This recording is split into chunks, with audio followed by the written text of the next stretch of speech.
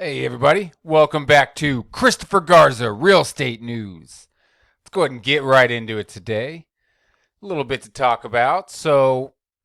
Great article on WRE News, which is a news article website that covers a lot of real estate stuff as well as mortgage stuff, kind of on both ends. So on this one, it talks about kind of the agreements and how much of them went from pending to actual sold, and then in this case went from pending to canceled or maybe just didn't go all the way through for inspections or some other reason. So article reads 16.3% of home purchase agreements were canceled in September. So roughly 53,000 home purchase agreements were canceled in September, equal to 16.3 of homes that went under contract that month. So this is according to Redfin data, and this represents the highest percentage of cancellations since October 2022.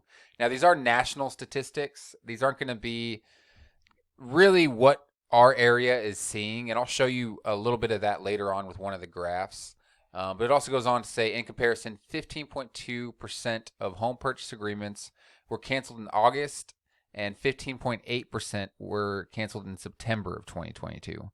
So that was from last year, and this statistic that it's talking about was actually pulled from September of this month. So before we get too far into that, if you wouldn't mind, like, share, and subscribe. Really does help the algorithm out and get out great information to people that live in these neighborhoods. So the neighborhoods that I'm going to be talking about are Tukwila, South Seattle, West Seattle, Sea Tac, and Des Moines. So right there in that yellow highlighted.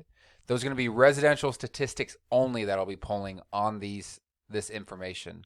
So the new listings for this area are going to be 69 new listings in the last 7 days. And this is the last 7 day statistics that I'm showing you right here. So the pending here are going to be 96 and the sold are 57. Again, this is kind of what that's talking about, which is the difference in pending and actual going to sold. And it's interesting with the statistics whenever you really look into that later on. And I've actually been talking about it in previous videos on how many were actually going from sold to or pending all the way to sold. So you'll see here the 30-year fixed rate. After I get myself out of the way, the 30-year fixed rate is sitting at 7.9. So even though it shows down from right here, that's still really high. You'll see right here we're sitting at all-time highs. 7.9 is scooting super close to that 8%. And with 30-year fixed rate, hadn't moved at all from here, but same thing, 30-year fixed rate super high at all-time highs as well. Now,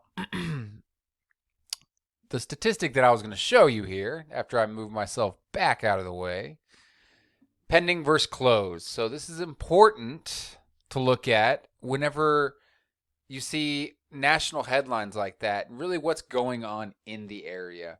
So what's going on in our area, you'll see it's kind of catching up a little bit. So it'll go from more closed than pending, and that's because there are more at one point more pending than closed. Yeah, and you'll see it again and again throughout this entire thing.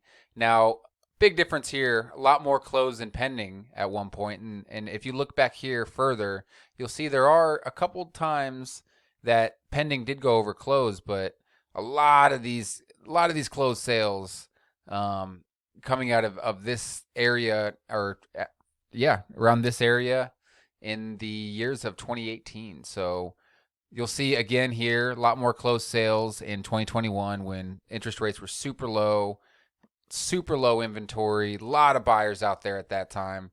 And so you'll see a lot more of the close really beating out the pendings in these times.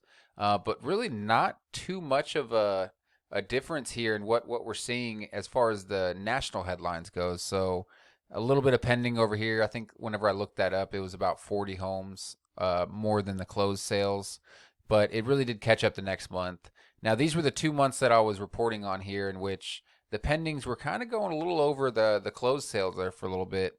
Now, the next month, it did actually end up kind of evening out a little bit. But the month after that, again, we saw it really just kind of beat out the closed sales again. So National headlines, can't believe all of them. As you see here, the last couple months it has been kind of playing catch up with evening out in itself.